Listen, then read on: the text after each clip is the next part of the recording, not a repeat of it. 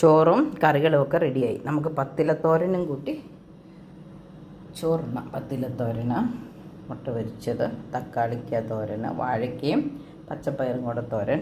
ഇത്രയാണ് ഇന്നത്തെ കറി. ഇനി വേണ്ടവർക്ക് അച്ചാറുമുണ്ട്.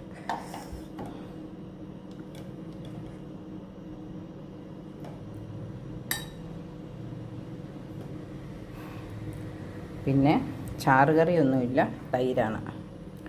ഇഞ്ചിയും വെളുത്തുള്ളിയും ഉപ്പും കാന്താരിമുളകും ചേർത്ത്. ഈ കറി എന്താണെന്ന് മനസ്സിലായോ?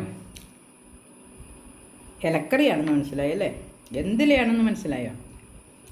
ഇത് ഒരിലയല്ല, 10 ഇലകളുണ്ട്. കർക്കിടകത്തിൽ മുരിങ്ങയില നമ്മൾ കറി വയ്ക്കില്ല, പകരം മറ്റുള്ള ഭക്ഷ്യയോഗ്യമായ ഇലകളൊക്കെ കറി വയ്ക്കും. അങ്ങനെ അതിലെ 10 ഇലകൾ ചേർത്ത് ഒരു തോരനാക്കിയതാണ്. അപ്പോൾ ഈ 10 ഇലത്തോരൻ വെച്ചതിൻ്റെ ഫുൾ വീഡിയോ ഞാൻ യൂട്യൂബിൽ ഇട്ടിട്ടുണ്ട്. എല്ലാവരും കയറി കാണണം. കർക്കിടക മാസത്തിലാണ് 10 ഇലത്തോരൻ വയ്ക്കുന്നത്.